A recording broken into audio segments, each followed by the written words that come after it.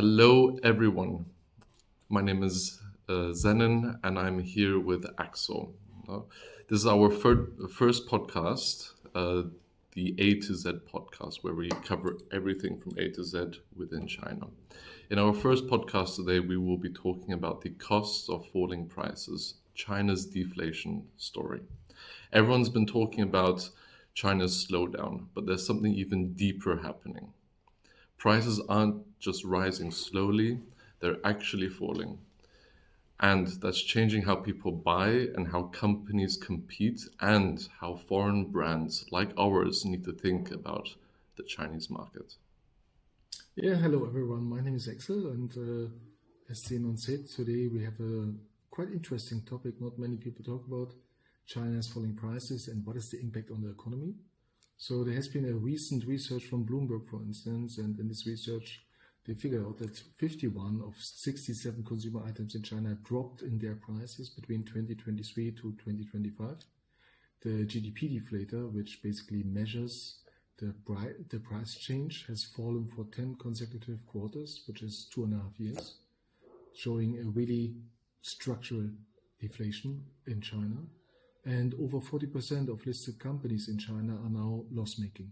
So when we talk about shrinking prices, when we talk about deflation, we talk about not only that prices drop, but also that profits shrink, right? That they can invest less money in R&D.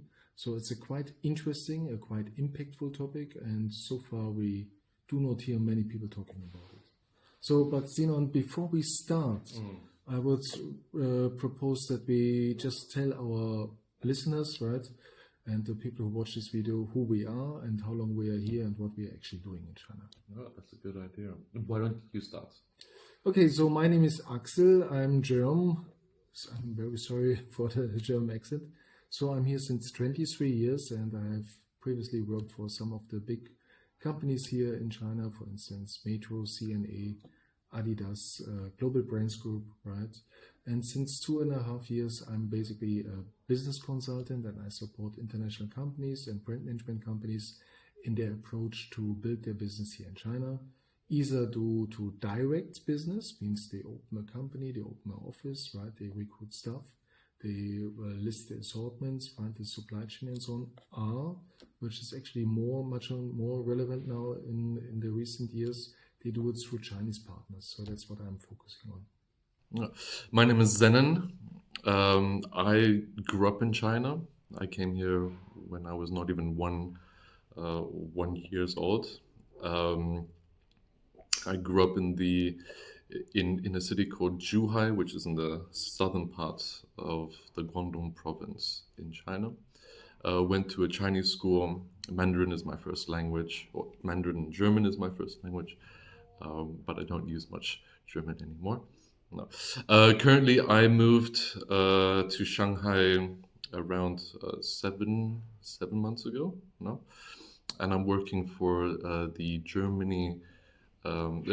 German century-old family business called Leuchtturm 1917 as the marketing manager here. All right.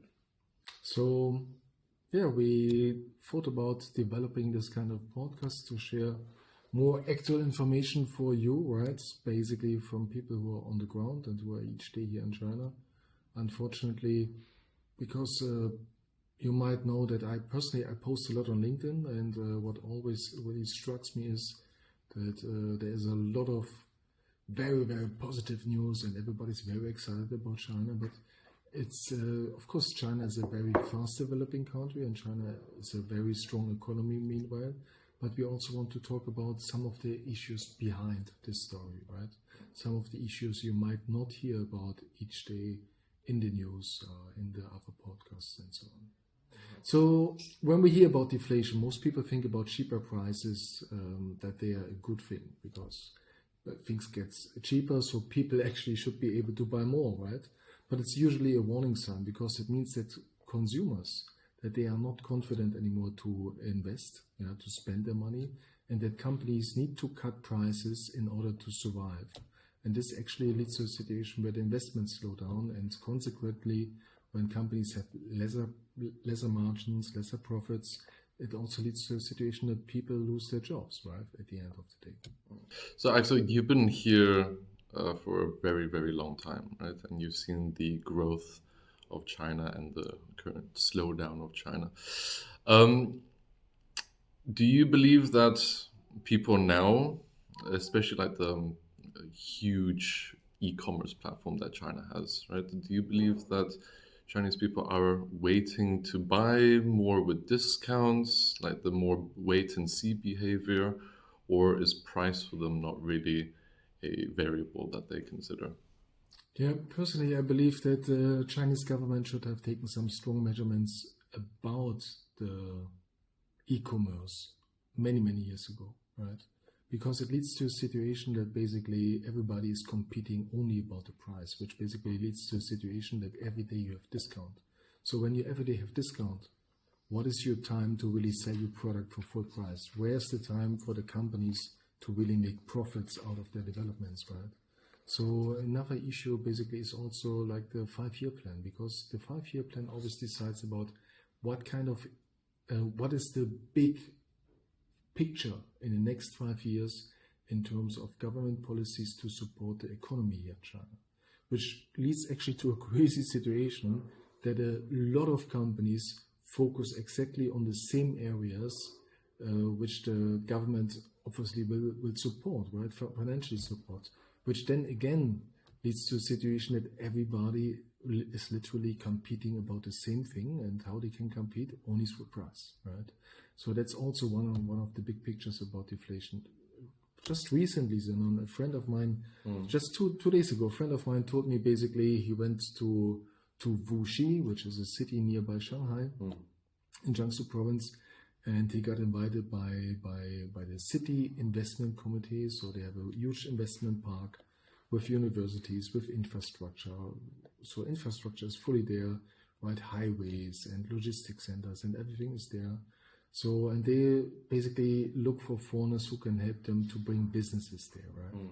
So, but my friend figured out, because for him it has been already the 3rd or 4th time, actually a lot of foreigners, they are approached by the government, by local governments, not by the government in Beijing, but by local governments, because for him it was the 3rd or 4th time to go to such a investment area, right? And basically the story which he has been told is always the same. We need automotive, we need AI. Can you help us to bring some aerospace industry here? Can you help us to bring some airplane industry here, or some train industry?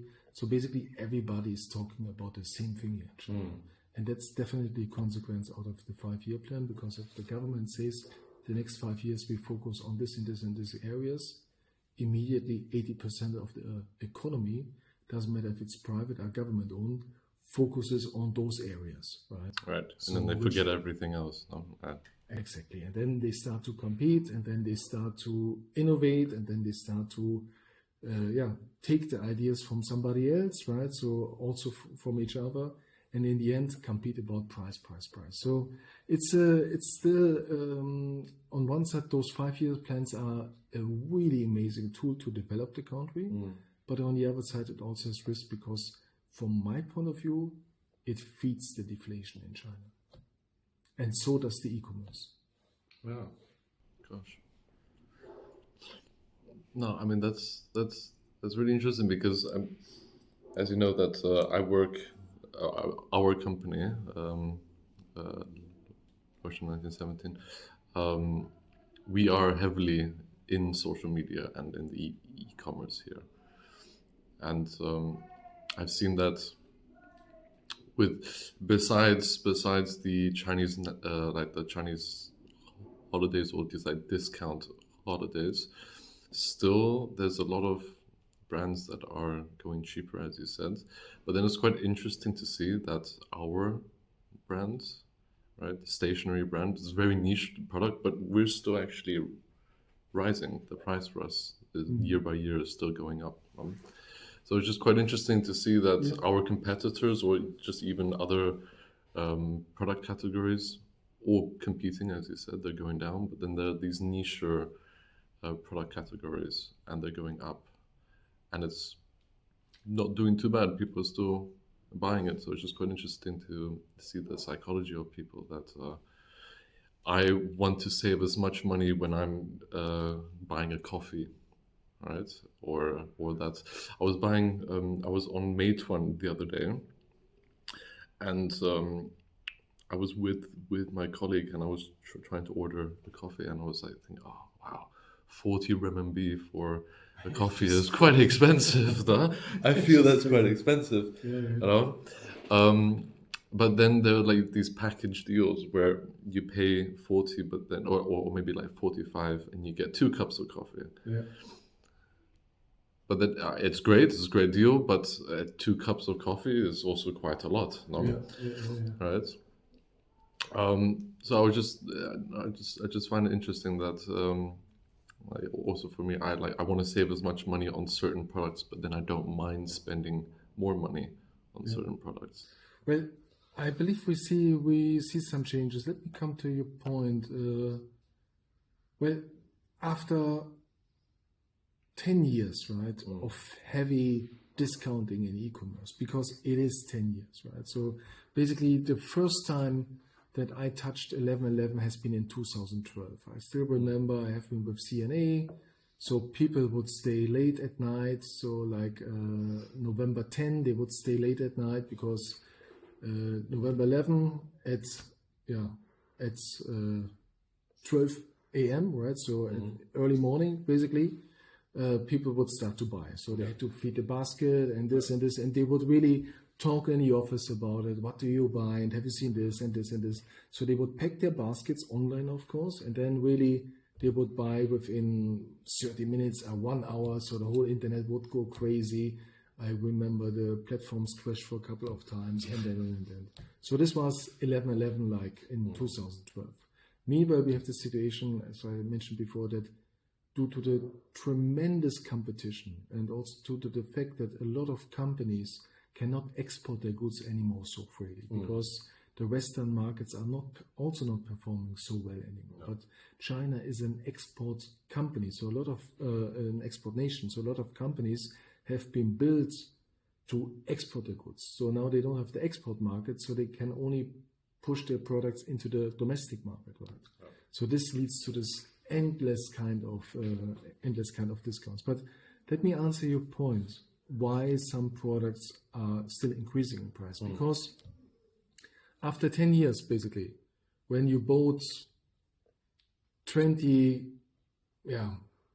glasses, right? When you bought 100 plates of dishes, right? When you bought like maybe 2 computers, 5 telephones, right? Whatever.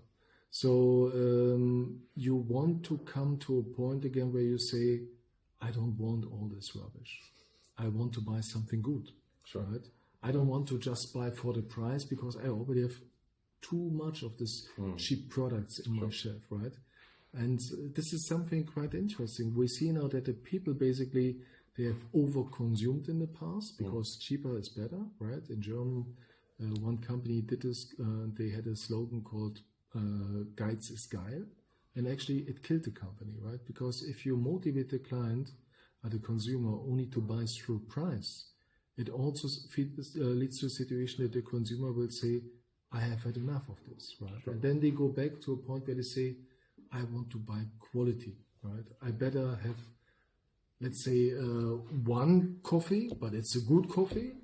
Then I buy like 5 coffee and my stomach hurts afterwards, right? So that's kind of the thing. So you see now a lot of things going on that basically a lot of consumers, they really start to focus again on better products, on more premium products. One example I can give you, because especially our German listeners, they will always hear about Chinese EVs. It's the greatest thing ever. They can fly, they can do this and this and this, right? Fact is different. We all remember that in the beginning of this year, Xiaomi has been extremely successful about selling EVs here in China. And Xiaomi originally is a telephone company, right? So basically they start for mobile phones and later they do home electrics and now they do cars. But turns out that basically, if you are good about building telephones, you might not be the best about building cars. So now the second-hand market for Xiaomi is here in China, Xiaomi cars, already collapsed, right? So if consumers bought a car maybe 6 months ago for 600,000 RMB, which is around a bit less, like $80,000, something like this, so they can't even sell the car now for half of the price. That's crazy. Right? So because it leads to the situation that the market is just oversupplied with products which do not really to 100% fulfill the consumer needs. Then the consumer want to change, but to get really more value for their money. This is basically getting again value for the money they spend, right? So that's a big trend which we see now in the market. Yeah. And I believe, sorry, just to add on this, and I believe so as a smaller company like your company, to follow the Chinese competitors only about price is definitely the wrong strategy. Yeah, no, 100%. Going back to cars, I mean, we saw with the German car brands, instead of focusing on quality, instead of really building better EVs, right? They try to copy on gadgets and this and this and this. Are they sold cheap on price? And now they're out of the market. So in China, you can only compete with a strong brand, with a strong heritage, with a good story, with a good quality, with really added value on your product for the consumer. This is the core, and this is what so many companies haven't forgotten in the past. Then here's a question for you, because we do this, and I also believe that similar or other companies also use the GWP, like a gift with purchase strategy. So say if they don't lower their prices by too much, right? But for that added value, so that the consumer is seeing that they're getting something out of a higher price, they get like a little gift with purchase.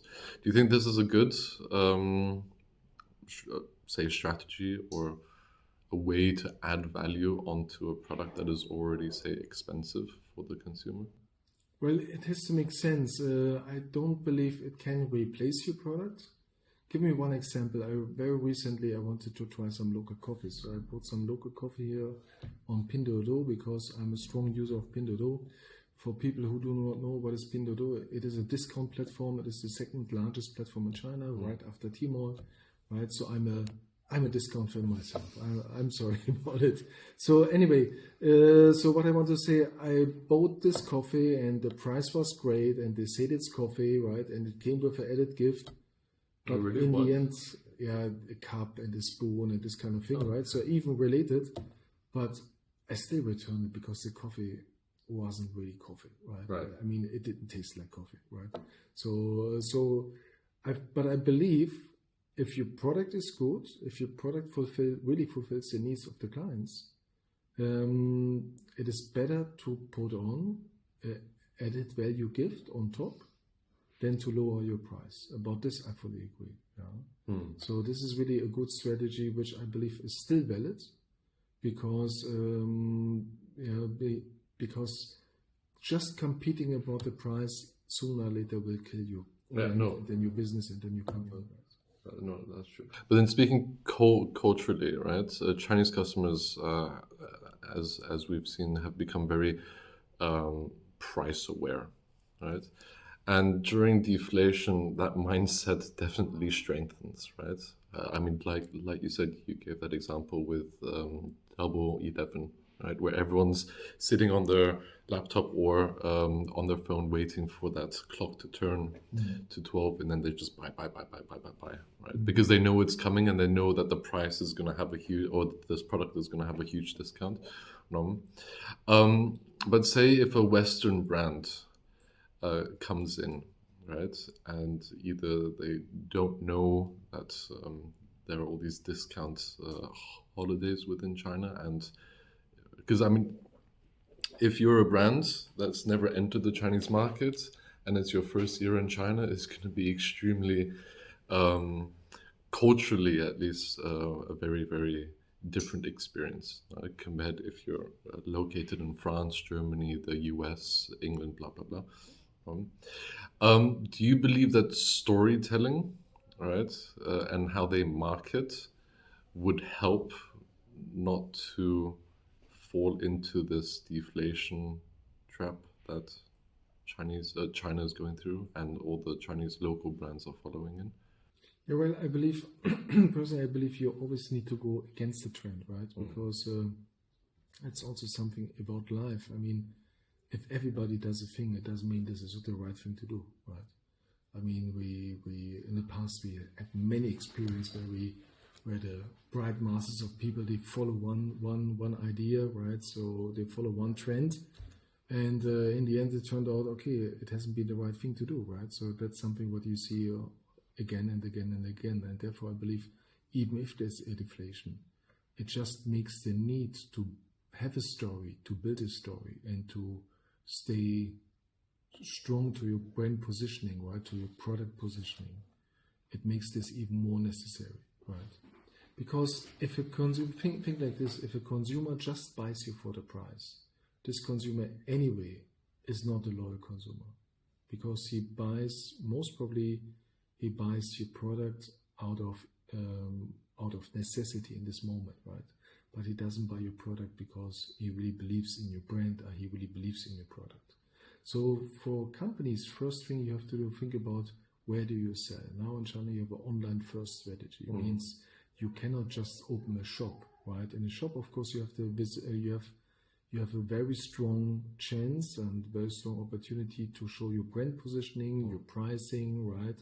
And it won't change because the consumer cannot compare in a shop your price with somebody else's price, right? I mean, of course they can do online, but usually they don't do this. So, but now you have in China an online first strategy. So basically it means if your first strategy is you open in Taobao, are you open in Pinduoduo, are you open in Weipinghui, for instance, VIP.com, right? So it doesn't give you the opportunity to sell you, to tell your story, because those are discount channels, and they're basically, you have the picture, right?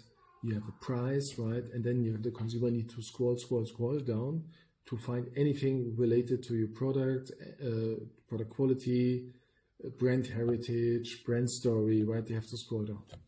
If you're on Tmall, I believe it's a different kind of story, right? Because on the Tmall shop, basically, you can start with your story. You can start with your brand, right? You can have the introduction first because the consumer scrolls down to find your product, right? So I would always go for a platform which gives you the opportunity to tell the consumer who you are and why they should buy your product. And I really believe, because on one side, of course, we have deflation in China, and it is killing jobs, and it is leading to low margins, right? And I believe it's a serious problem for the economy, to be quite honest. But on the other side, we also have more and more consumers entering the middle class, right? And basically, is still a growing market. It's not a market which is shrinking. No. So you have deflation, but you have year by year more consumers, right? So therefore, I believe it is still absolutely worth to stick to your positioning, to your brand positioning, to your product positioning, to your price positioning, because in the end of the day, the consumer will say, wait a moment, why this product is more expensive than the other products? Maybe there is something good about this product, right? Maybe there's something good about this brand. And this, I think, should be your story. This is what you should say, not just dump more and more product into the market. Excuse my English. Yeah. Okay, but in that case, you still believe that European brands, if they enter the Chinese market, they have a chance to survive here. Do you still welcome more and more European or outsiders to enter the Chinese market? Well, I have to say my approach with European companies is rather disappointing, to be quite honest, because I believe there are only few companies who understand the need to heavily invest in marketing. Right? I mean, if you are a strong brand in Europe and you have like 100 years heritage or 200 years heritage, well, or just a startup as well, no? Well, anyway, Chinese consumers, they don't have a memory over 100 or 200 years, right? Because for them, any brand coming to China just entered China within the last 20 to 25 years. That's a fact, right? So basically, you need to tell your story. You cannot just assume that everybody knows who you are in Europe. No. That's just a no-go, right? So marketing is important. Second thing is important, before you even think about selling, you need to do, we call it grass seeding, right? So you need to put the brand message into the social media. And that's not expensive. People always think that's expensive. Yeah, why it is expensive for you? Because you work with some other company in between, probably another German company, 4 or 5 people, sit somewhere in Nanjing Dongdu, expensive place, have big office, tell you great story, what they can do, cost you a lot of money, right? No. Find Chinese clients. They can do it faster, they can do it better, right? They are more on the market, and they even give you better prices to do the brand seeding in the market, right? So as an international company, don't think you find another international company in China who helps you to do the job for you, because it's just an additional layer of cost. It's just an additional layer of communication which is not properly implemented, right? It slows down the process. This costs more money. It doesn't lead you anywhere. Find a Chinese company as a Western brand who can do your execution. This is definitely number one. There's a lot of time and money. 100%. Yeah, it saves time, it saves money, and it transfers your brand story faster, right? And you don't need to be afraid that they don't understand you. You don't need to be afraid that they do not know what they should do. Sure. See it from a different perspective. Sure. They are Chinese people. Yeah. They are here in the market. If they don't understand, then your consumer in China will also not understand.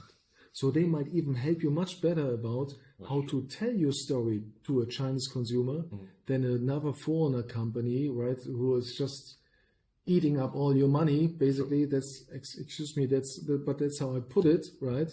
And then who anyway just gives the business to another Chinese company behind them, right? So which is basically just like a barrier, just like a filter. They tell you some stories. You should do this. You should do this. You should do this. It's all nonsense. Talk with Chinese people how you can be successful in China. That's the number one. So basically, when I talk with European companies, I think my approach probably is too straightforward to them. I'm very honest, because I'm from Germany. I have seen many things, right? After 23 years in China, I just tell them how I see things and how I would do it. When I talk with US companies, it's a different story because US companies, they understand 2 things. First, they understand marketing is important, very important. Second, they understand if you're in China, do it as the Chinese. So they don't try to create a demand for their product or for their brand, right? Teach the Chinese what we are or something. No. They have a branding, they have a very strong marketing, and they are also able and they are willing to adjust in their services, in their products, in their approach according to the Chinese market needs. So they are much, much more commercial. Europeans, at least from my experience, are much, much more difficult to really find this kind of angle of business, because sometimes I get approached by really, really, really good brands from Europe, right? Not only Germany, Austria, but also like Italy, also like France, for instance. Well, you need to be, you cannot just believe I have this and this brand, and we have so many shops, and we do this and this since 100 years. Now a Chinese investor should come and should do with me the China business. A China investor should come and should help me to do my Europe business or something like that. This is simply not how it works. Even if you are a brand, you have to sell yourself to the Chinese, right? So, and this means you need to understand how they think, how they act, how they perceive you, right? What is their angle about you, right? About your company, about your brand, about your products, about your services. This is the relevant thing. Otherwise, you do not need to try to do business in China. And I believe this is where many, many companies fail, because they still believe they have something very strong. But here in the Chinese market, a lot of companies have something strong. Yeah, I mean, well said. Well said, Axel. I mean, that just came from years and years of experience of living here in China, no? All that information. No, that's quite cool. No. But when you think back to like the early days of here, right? I mean, everyone saw China as the cheap place, the factory of the world, right? I mean, that was what it was referred to as like a long time ago, and still is maybe in some areas, right? And now it's become more of a innovation hub. No, and just because in my area and just in my experience here, I've never firsthand dealt with or just felt the inflation of China, right? It's always that in my mind always just been this like country or like in the cities that I've lived, just like this mega city with technology and just areas where it's just like, oh, holy cow. Everything is so much more fast and convenient, right? And when I was back in Europe, it just seemed a lot more slow. It felt like it felt that there was more like how do you say the negativity of deflation was happening more in Europe visually than it was happening here, right? It was just interesting that even though China is going through it, you don't really see it on the surface level, right? It's more down below, right? If it's your first time here and you don't look at the news, you wouldn't think that there's anything wrong happening, right? It's like your first time in China. It's very quick and convenient. No, so I was just interested to see that after living here for so long, that this country that I grew up in is going through a bit of a downturn. Yeah, I mean, I personally, I believe it's just a total different mindset. I mean, what we also have to think about, and it's a fact. I mean, you have not as strong social benefits in China as you have in Europe, right? So there's basically there's nobody. If you fall, you fall, right? So there's nobody who will cover you, right? No. So consequently, the people here, they have to work extremely hard, right? So let me take an example in terms of communication, because one of the biggest issues why Western companies fail in China is simply communication. Because here everything is on WeChat, which basically is very similar to WhatsApp in Europe, right? Europe and US. And consequently, here in China, if your employee doesn't reply you within 2 or 3 hours, the boss already gets very nervous, right?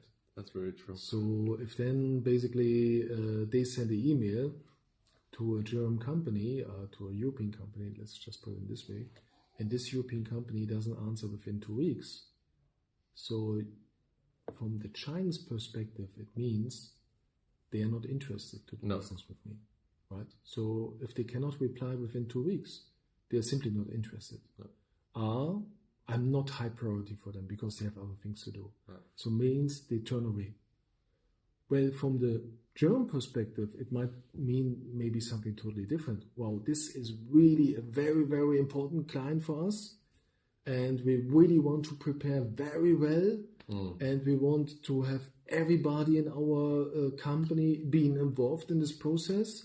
And now we have to wait for this VP because unfortunately he's on holidays, and that VP unfortunately is on sick leave, and so we just need 1 or 2 days more.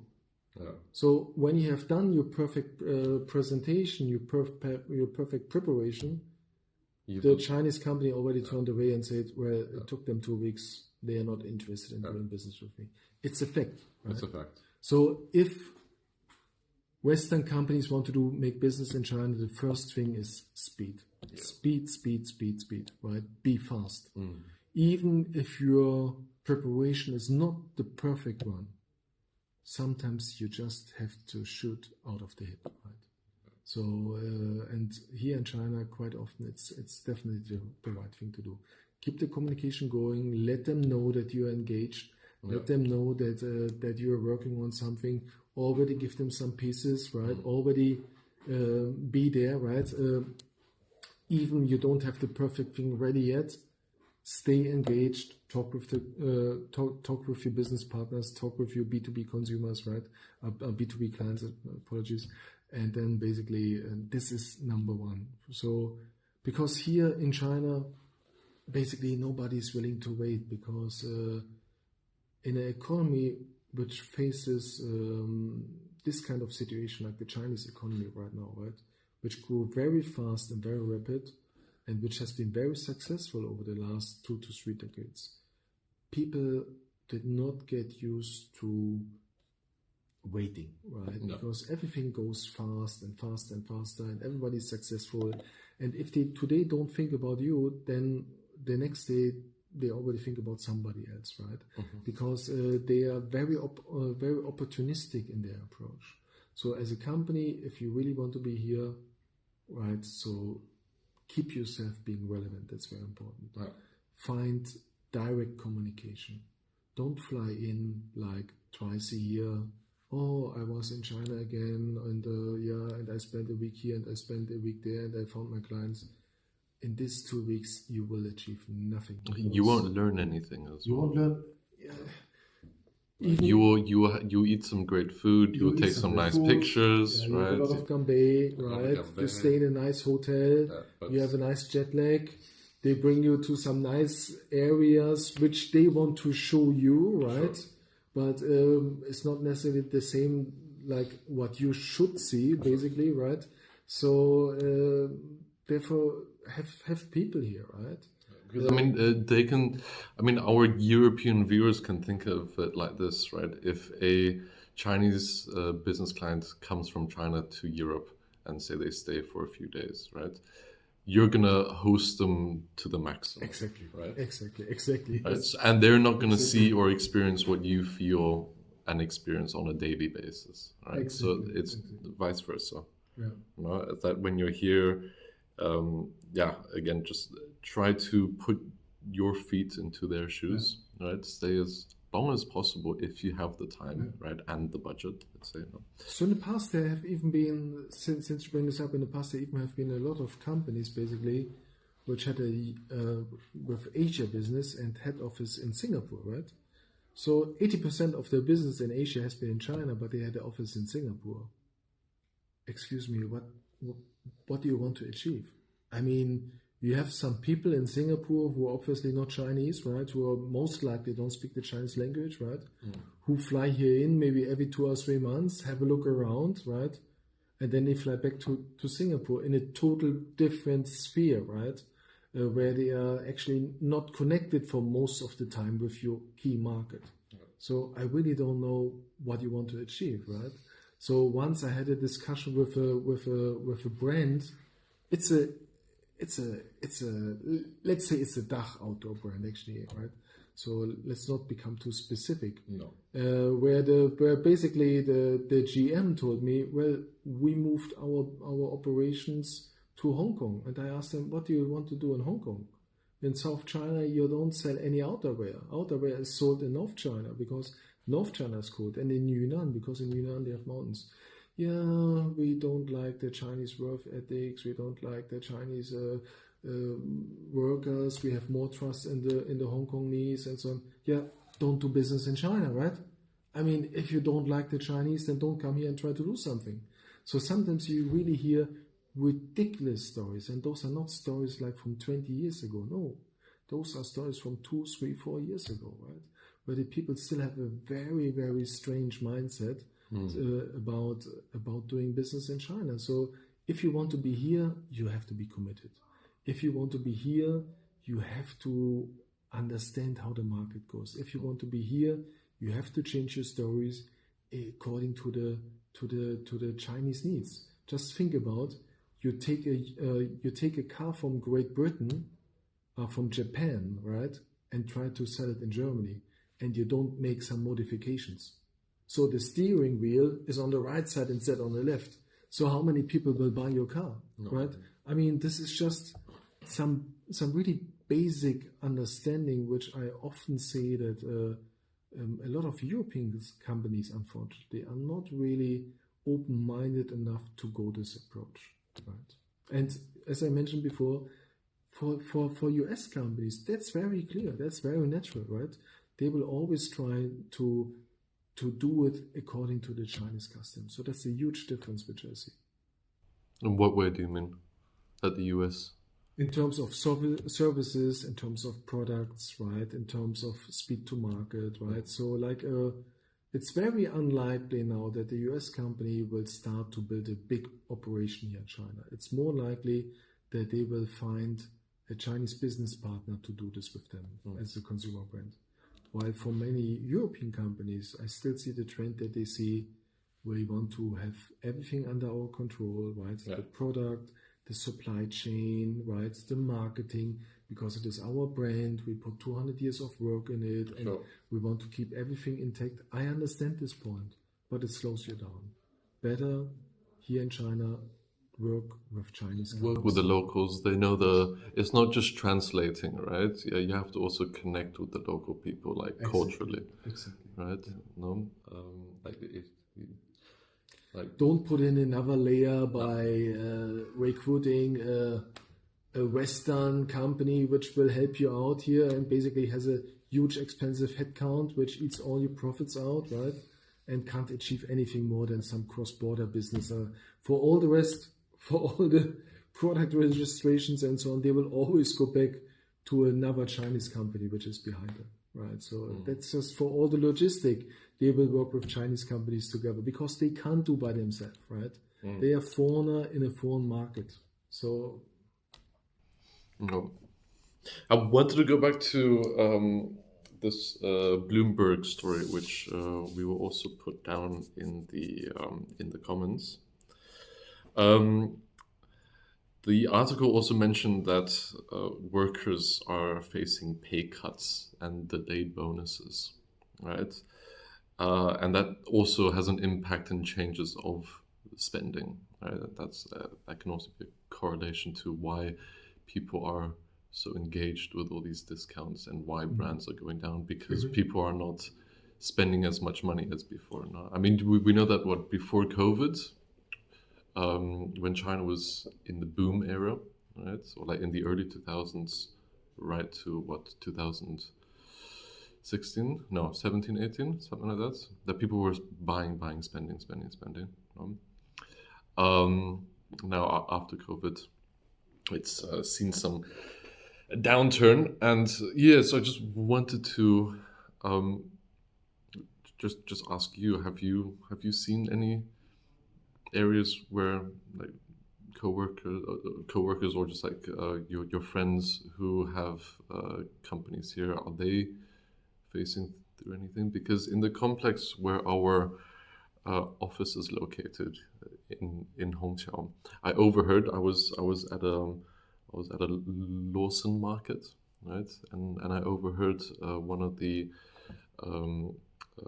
workers in the building was speaking to the cashier at the Lawson market, saying that, I can't take holiday, right? Because if I take holiday, then they will take money out of my paycheck. Right? And I was like, that's crazy. Then like people also can't take a holiday, right? Which is something that if you overwork, then it's also a bit difficult. No? Then you face a bit of a burnout. And then if you do take a holiday, then you have money deducted from your paycheck every month. And then you don't have enough money to go out and spend and buy and yada, yada, yada. So I just found, just in that moment, I was like, that is quite scary to hear about or to like overhear, right? Yeah. No? Well, I think you have the advantage that Chinese is your first language, right? Obviously, so you can hear such stories when you go to the supermarket. Unfortunately, here in the Chinese news, you will never find such a story, right? So maybe you will find it in the social media. So I do not have this kind of information about really people having pay cuts. It is very likely because we all know that a lot of people are losing their jobs, right? I mean, that's a given fact. Everybody who's interested about, there are like companies here in China whose only business is it basically to have some workplaces, so some desks for people who are unemployed, so that those people can go there, can sit there, can spend their day there, so that their people at home still think they are working, or their neighbors think they are working. Actually, they are not working anymore. They just leave in the morning the office, go to one particular place, spend their day, and then in the evening they come back because they don't want to lose face, right? So that's a fact. Another fact is, of course, a lot of people spend a lot of money on housing, because here in China, housing is very important. If you want to have a family, you need your own apartment. That's part of the culture. So this has been part of one of the reasons why the bubble has been so strong, right? Not the only reason. There have been other reasons. Maybe in one of the future podcasts we can talk about this. So a lot of money spent. A lot of people spend a lot of money on apartments, and those apartments are not worth as much anymore as they used to be 2 or 3 years ago, right? And you talk here about hundreds of thousands of dollars per family in the gap, right? So this is another thing where they basically have to spend, right, with either less income or no income anymore, right? And they have a lot of money which they need to spend on property, which is actually not worth that much anymore, right? So I know a lot of families have this kind of impact, and I believe it's a very common problem in China, right? So therefore, just recently I was talking with a European China bridge builder, right? So who tried to explain me that Chinese EVs work very well in China, because after 2 or 3 years they anyway dump those EVs. So the Chinese people don't need quality. They just need to have some gadgets and some EVs, and then anyway after 2-3 years they just dump them and buy a new one. Well, that's just ridiculous. I know rich people and poor people, right? Well-off families and really families who struggle every day. And I can tell you the majority of families in China cannot afford to buy every 2 or 3 years a EV, right? Yeah. So again, we come back to the original point. What is important for those people now? Sure. It's quality. Yeah, for sure. Quality is important, right? Long-lasting quality. Long-lasting quality, added value, right? Good service, sales service, after-sales service. Those are the important things, right? This is what the consumers are looking for, because although they are shrinking, so maybe they don't want to buy the 10th t-shirt from Taobao, which costs $1 per t-shirt, and then after 2 times washing they have to throw it away, right? Maybe they want to buy a t-shirt which costs them $10, right? So around 60 to 70 RMB, but they can wash it like 20 times and it still looks like new, right? So this is the trend we see now in the market. And let's not forget, the middle class in China is still growing. It's not shrinking, right? So we have deflation, but we still have a growing middle class. And China, the Chinese government puts a lot of efforts on developing new markets for the Chinese export industry, right? So although the situation at the moment, I would say, looks not so positive like we all expected, because we came out here 2023 out of the pandemic. Just last week I talked with somebody about it, and we all thought 2024 will be awesome. And then we thought, okay, 2024 was not so great, but 2025 will be awesome. And now we are almost in 2026 and it's still not awesome, right?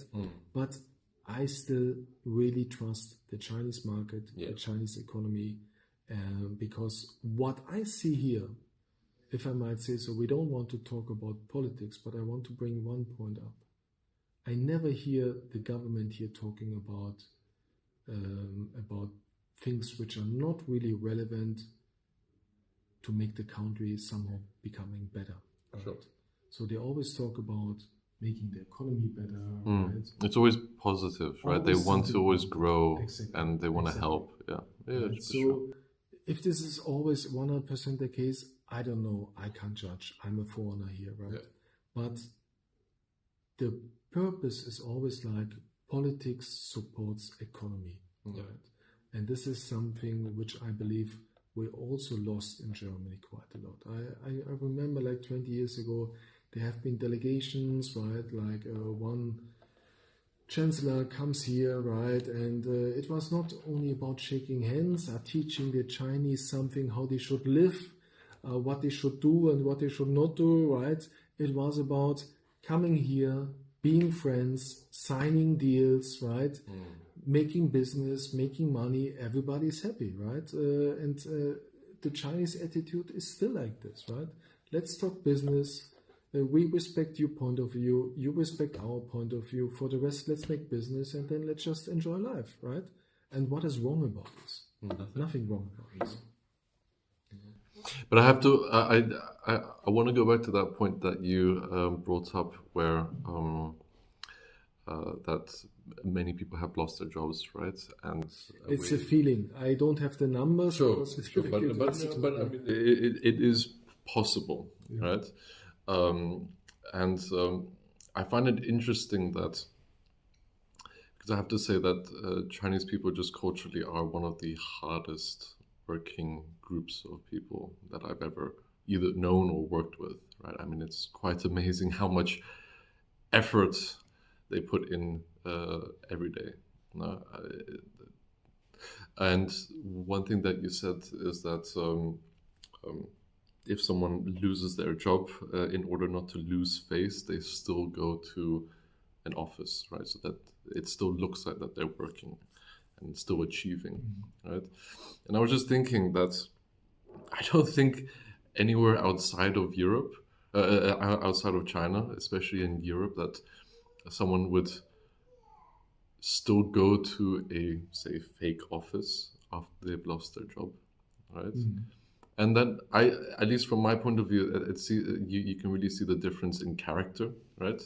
Maybe that's because they've lost it, but they still want to prove that they have something, right? So that you can actually see that they want to work. They just sadly don't have work, right? Because also when I was younger, like this phrase that I kind of always grew up with, at least, is that in China, if you don't work, you die.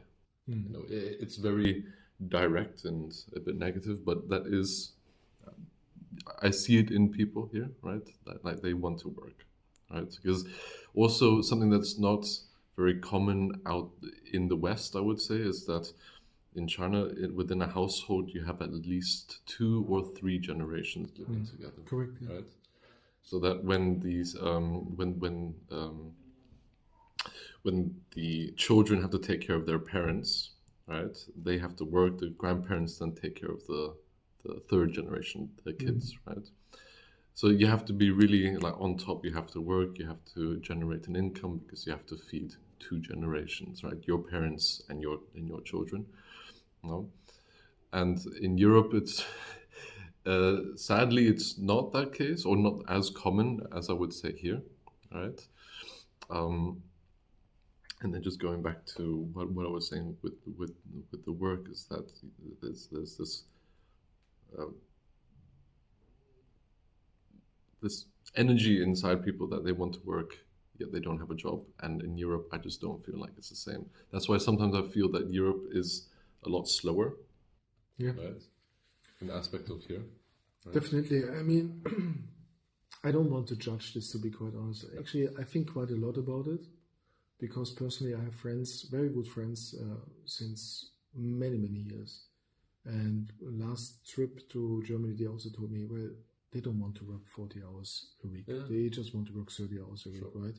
It's okay for them. So I asked them, because they're also over 50, so I asked them, okay, you work 30 hours a week.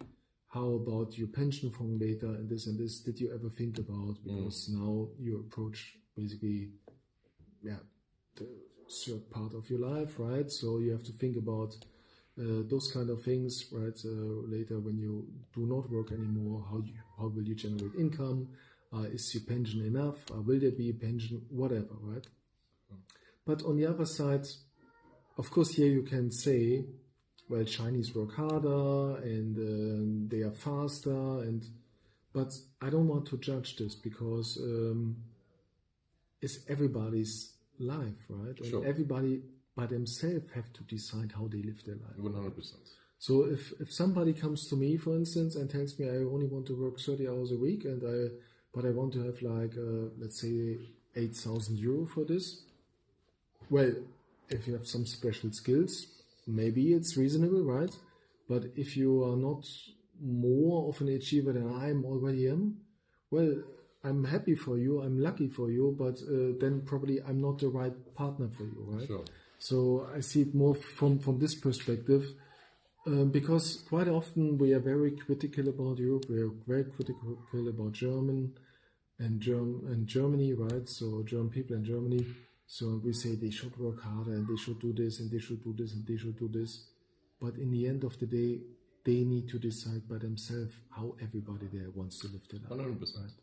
Right? But I believe, as German people, right, we should have the same. We should grant the same to the Chinese people, right? We should also let them decide about how they want to live their life. Sure. Right? And I think that's a good common ground. And but just as a reminder, every German company or every European company wants to do business in China. You have to get used to Chinese speed. Otherwise, not that they don't respect you, but they will feel they are not important for you if you are not as fast as they are. Sure. Right? In your communication, Sure. in your response, in your product development, right?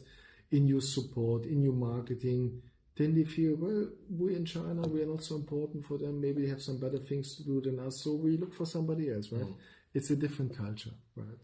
So don't never ever judge with your own cultural programming. That's very, very wrong. But everybody does it, right? Including me and including you, Zenon. But I think we are a bit more aware about that this is a problem, right? Sure. So never ever judge according to what you have learned in your own culture, in your own country, right? No. You go to another country and the distance between Europe to China is 9,000 kilometers, right? So here you're in Asia, is a very old, a very traditional culture, right?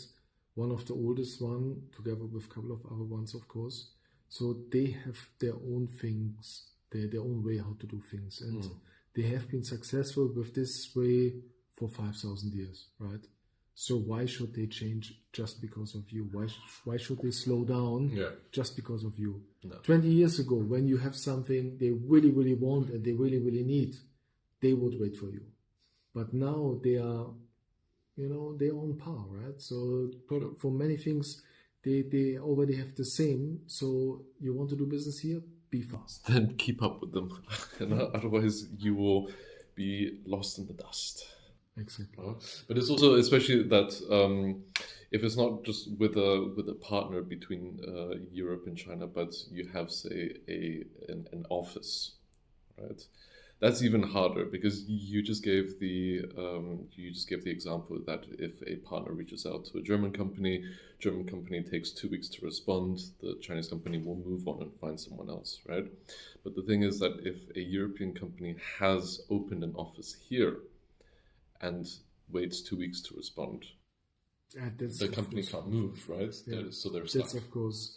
So for Western offices, you need to empower your local office. You need to empower your local branch. But it's also training your staff, because look, China is always 6 to 7 hours behind, depending on the time zone. Right? Oh, sorry, in front, depending on the time zone.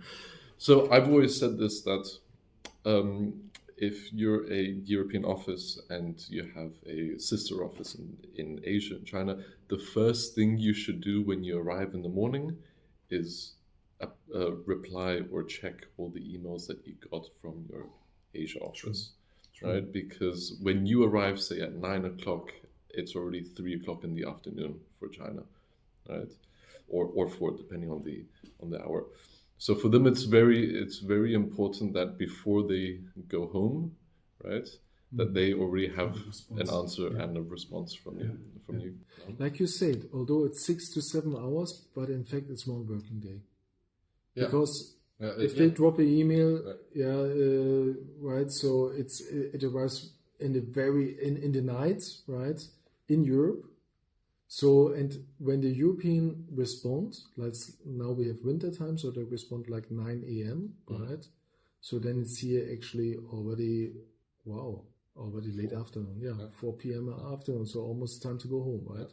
So, But also in China, people go home at 7:38, true. which is not the same as there. No. I think that's a very good habit for a lot of businesses. Also, when you are a US company, please also think about the 12 to 13 hours time difference, East Coast between and China, right? So maybe you schedule a meeting at 8 a.m., right? Which then is here already 8 p.m. or 9 p.m. Instead of you schedule a meeting at 9 a.m., which is then already like 10 p.m. here in China, right? So that's some of the things always to consider. Right, I think that's a good place to end it. I just have one closing line for everyone. Viewers, hello. Whether you're a startup, a brand, or just someone trying to understand China's economy, right? Deflation isn't just about price. It's about confidence, culture, and the choices people make when the future feels uncertain, right? So take that for food for thought, and thank you for listening. Yeah, we have covered a lot of points today, right? Yeah. And I'm looking forward to the next podcast. Thanks a lot. Tschüssi. Thanks. Bye-bye.